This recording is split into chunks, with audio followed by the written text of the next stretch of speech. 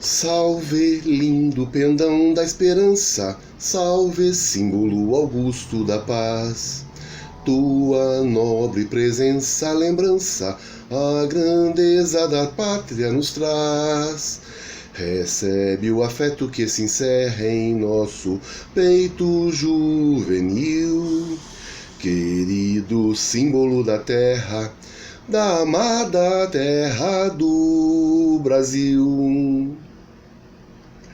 Olá, estamos aqui novamente para o projeto Poesia Brasileira e alguém já deve ter percebido, pelo hino à bandeira, que hoje eu vou falar de Olavo Bilac, que foi o seu criador. Então vamos lá. Olavo Braz Martins dos Guimarães Bilac. Ele foi jornalista, ele foi poeta, ele foi inspetor de ensino. Ele nasceu no Rio de Janeiro, no dia 16 de dezembro de 1865, e faleceu no Rio de Janeiro, no dia 28 de dezembro de 1918. Ele foi um dos fundadores da Academia Brasileira de Letras. Ele criou a cadeira número 15, cujo patrono era Gonçalves Dias. Ele é considerado o maior poeta brasileiro no estilo parnasiano. Ele é um representante do parnasianismo brasileiro. E o parnasianismo foi um movimento francês que tentava retomar o classicismo, tanto que as poesias parnasianas elas são de versos com uma métrica justa, firme, com rimas ricas e a procura da perfeição. Olavo Bilac trabalhou então em jornais, trabalhou em várias revistas e na Gazeta de Notícias ele durante muitos anos trabalhou até se aposentar. Foi ainda secretário do Congresso Pan-Americano em Buenos Aires.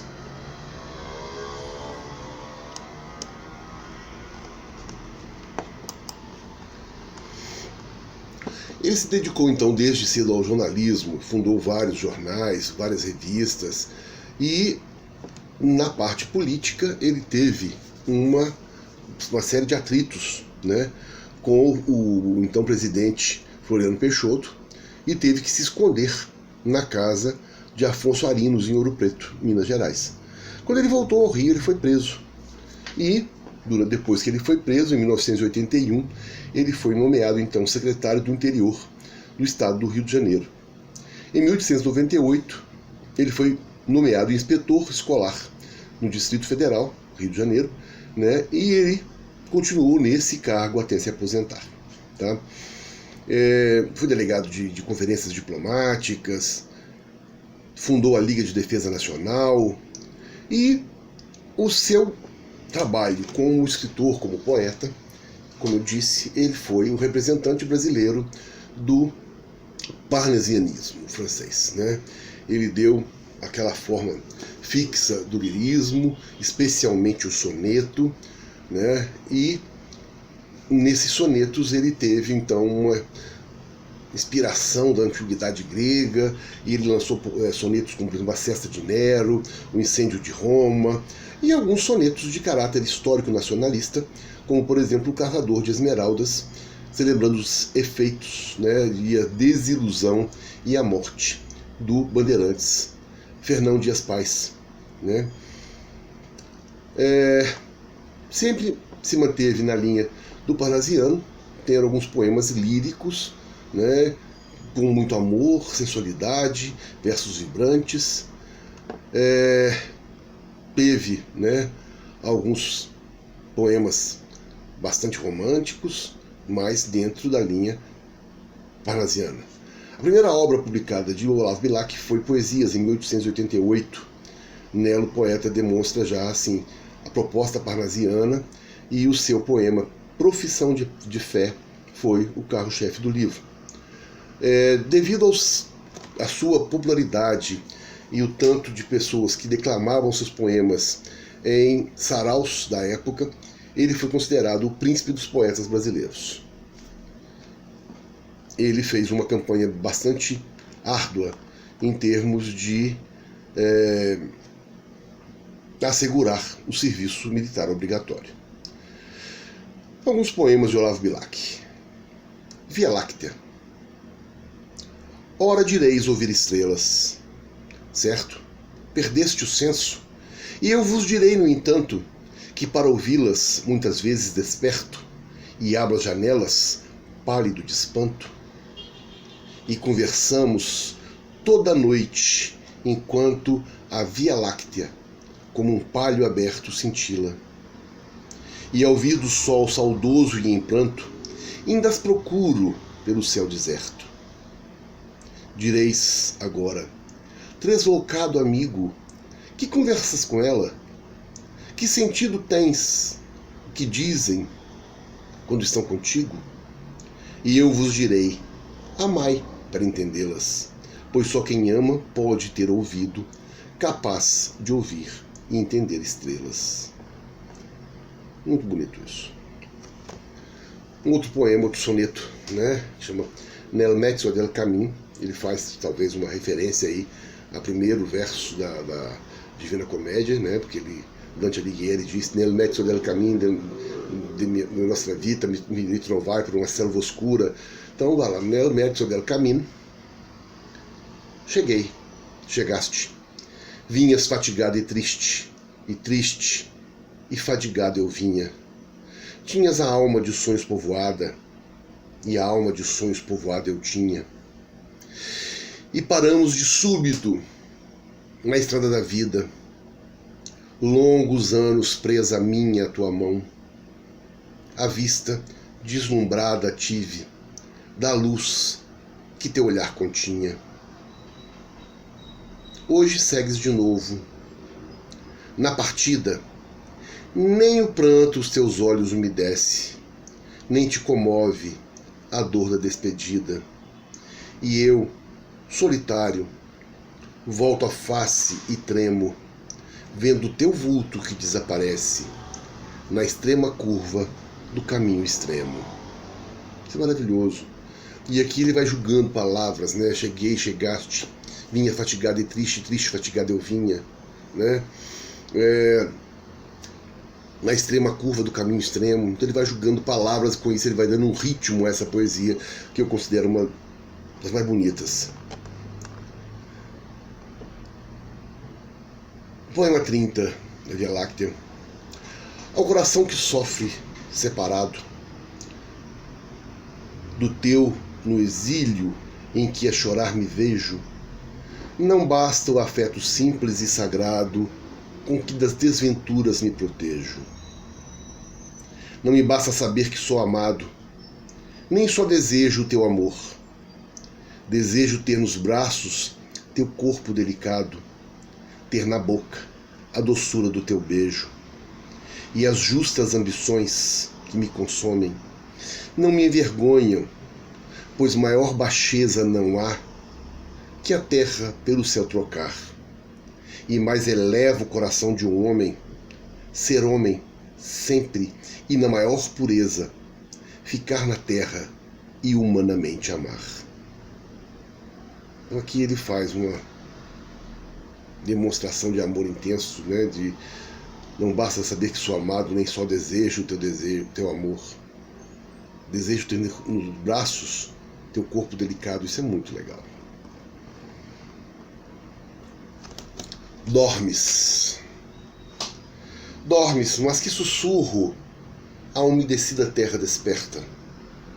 Que rumor enleva as estrelas que no alto a noite leva presas, luzindo a túnica estendida? São meus versos, palpita a minha vida neles, falenas que a saudade enleva do meu seio e que vão, rompendo a treva, encher teus sonhos, pomba adormecida.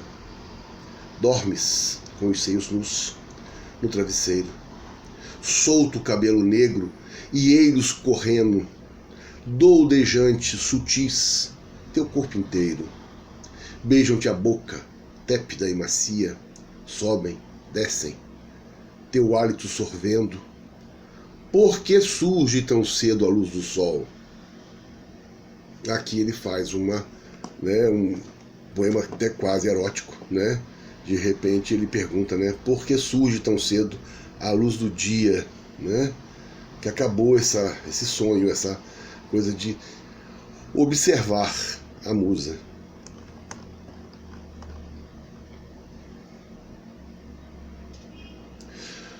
Como quisesse livre ser, deixando as paragens natais, espaço em fora, a ave, ao bafejo tépido da aurora, abriu as asas e partiu cantando. Estranhos climas, longe céus, cortando nuvens e nuvens, percorreu, e agora que morre o sol, suspende o vôo e chora. E chora a vida antiga recordando, e logo o olhar volvendo compungido, atrás volta saudosa do carinho, do calor da primeira habitação. Assim por largo tempo andei perdido.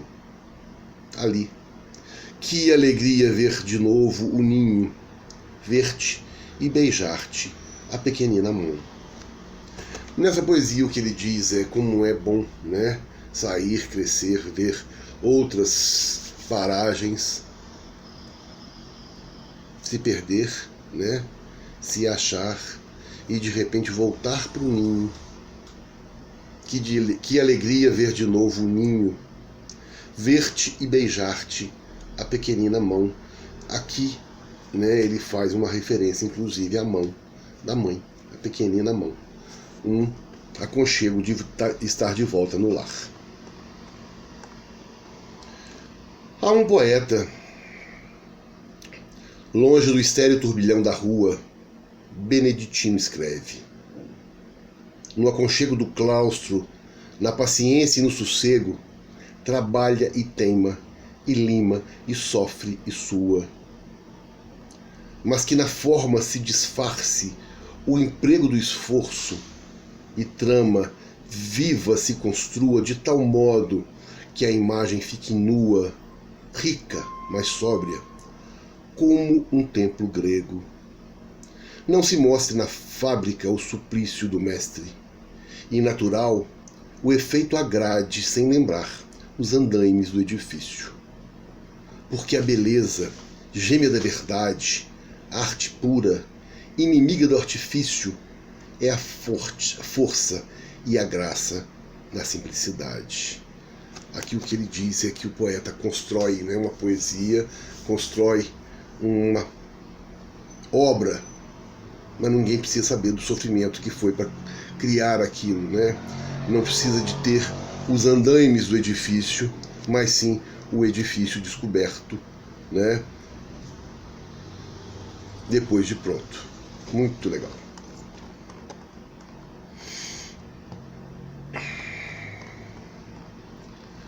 A velhice. O neto. Vovó, por que não tem dentes? Por que anda rezando só? E treme como os doentes quando tem febre, vovó? Por que é branco o seu cabelo? Por que se apoia a um bordão? Vovó, por que como gelo é tão fria a sua mão? Por que é tão triste o seu rosto? Tão trêmula a sua voz? Vovó, qual é o seu desgosto? Por que não ri como nós? Avó, meu neto, que és meu encanto, tu acabas de nascer. E eu tenho vivido tanto que estou farta de viver. Os anos que vão passando vão nos matando sem dó. Só tu consegues, falando, dar-me a alegria. Tu só. O teu sorriso, criança, cai sobre os martírios meus, como um clarão de esperança, como uma bênção de Deus.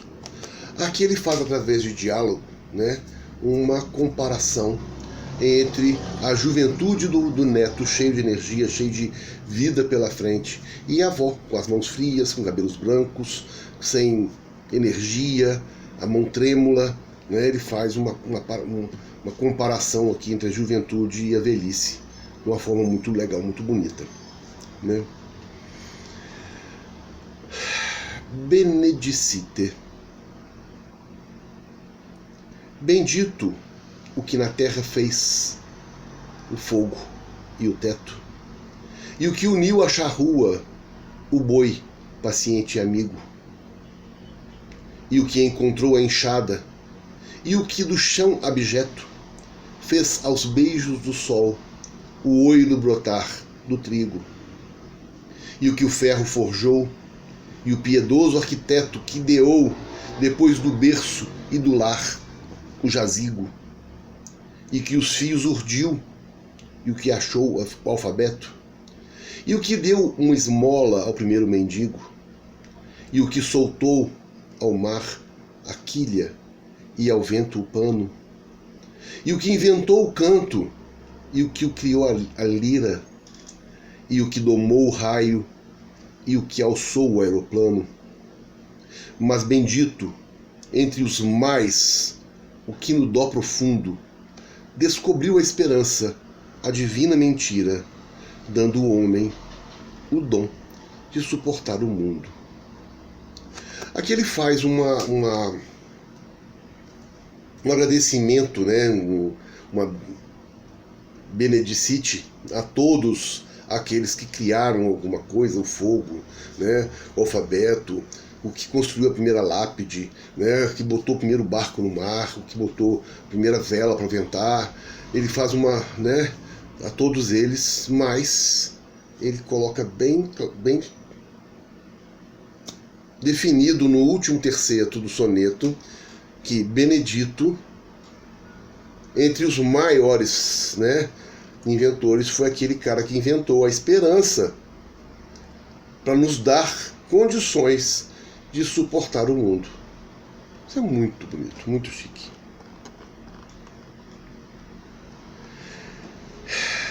Em mim também,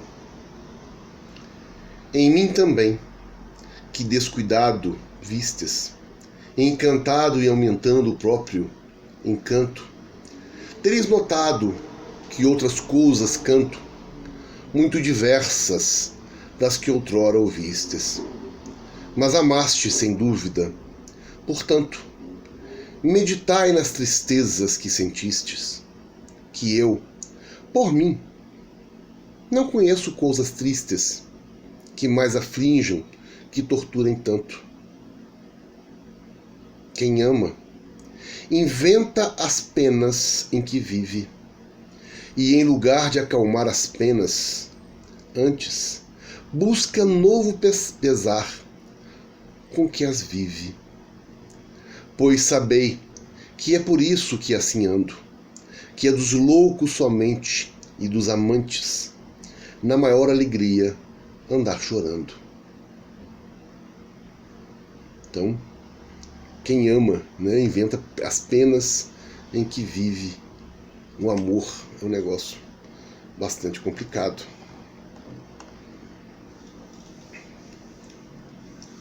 Deixai olhar no mundo. Deixai que o olhar do mundo, enfim, devasse teu grande amor, que é teu maior segredo, que terias perdido, se mais cedo, todo o afeto que sentes se mostrasse. Basta de enganos, mostra-me sem medo aos homens, afrontando-os face a face. Quero que os homens todos, quando eu passe, invejosos, apontem-me com o dedo. Olha, não posso mais. Ando tão cheio deste amor que minha alma se consome, que de te exaltar aos olhos do universo, ouço em tudo o teu nome, em tudo o leio. E, fatigado de calar teu nome, quase o revelo ao final de um verso. Um amor escondido, um amor que talvez, né, se passasse aí desapercebido e que ele quase relata, né? Ele fez uma poesia, um soneto à língua portuguesa, né, a oitava flor do Lácio, a última flor do Lácio, porque, né, a gente sabe que o latim vulgar deu origem a 8 línguas: o italiano, o francês, o espanhol, o catalão, o galego, o português, o provençal e o romeno. Então ele, né, faz uma apologia aí ao português, né, num soneto também lindo, em língua portuguesa. Última flor do lácio, inculta e bela, és, há um tempo, esplendor e sepultura, ouro nativo, que na ganga impura a bruta mina entre os cascalhos vela. Amo-te assim desconhecida e obscura, tuba de alto clangor, lira singela, que tens o trom e o silvo da procela, e o arrolo da saudade e da ternura. Amo teu viço agreste e o teu aroma, de virgens selvas e de oceano largo. Amo-te, ó rude e doloroso idioma, em que da voz materna ouvi, meu filho, e em que Camões chorou no exílio amargo, o gênio sem ventura e o amor sem brilho. Ele fala bem a respeito do português desconhecido e bela, inculta e bela, desconhecida e obscura, mas que ele foi educado na língua portuguesa. A mãe chamava de meu filho, e ele leu Camões. Muito lindo. Fogo fato. Cabelos brancos. Dai-me, enfim, a calma a essa tortura de homem e de artista, desdém pelo que encerra minha palma, e ambição pelo que mais não exista.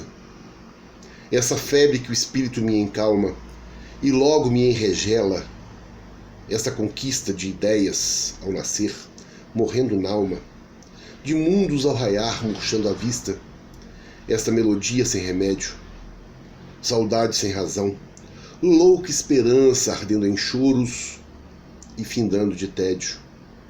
Essa ansiedade absurda, essa corrida, para fugir o que meu sonho alcança, para querer o que não há na vida. Então aqui, ele quer que a idade, ele quer que os cabelos brancos deem calma, deem paz a essa alma desse espírito inquieto. Então ele quer realmente resolver isso aí de uma forma melhor.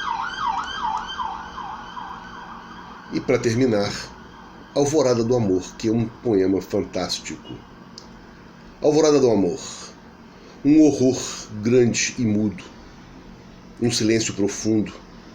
No dia do pecado, amortalhava o mundo, e Adão, vendo-se fechar a porta do Éden, vendo que Eva olhava o deserto e hesitava tremendo, disse: chega-te a mim, entra no meu amor, e a minha carne entrega a tua carne em flor.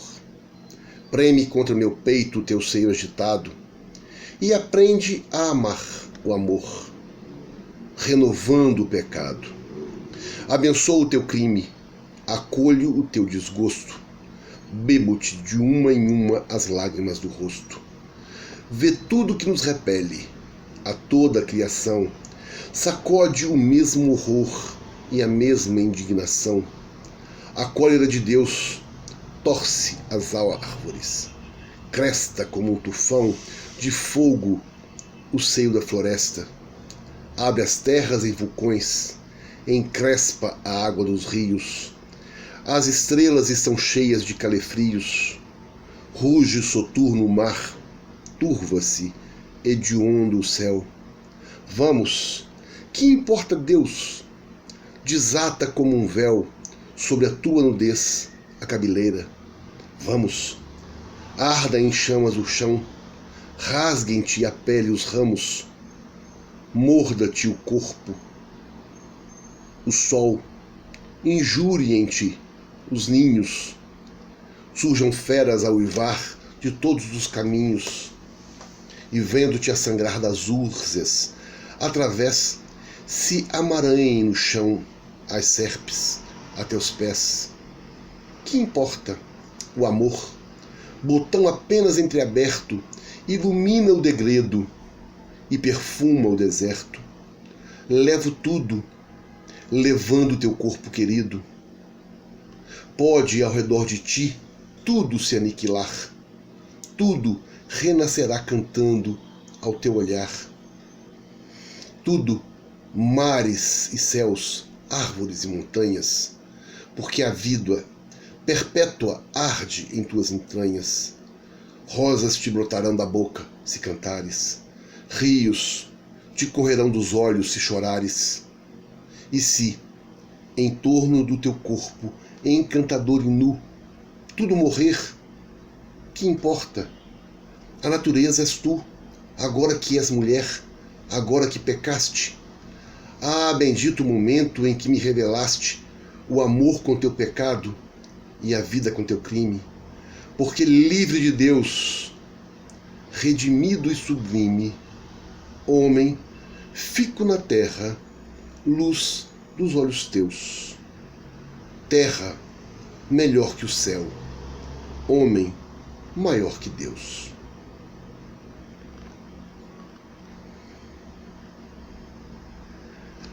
Enfim, Olavo Bilac foi uma pessoa de muita importância na poesia brasileira, na literatura brasileira, e fica aqui a minha homenagem, né, a mais um grande poeta brasileiro. Esse projeto vai abranger, né, todos os poetas de todas as épocas da poesia brasileira.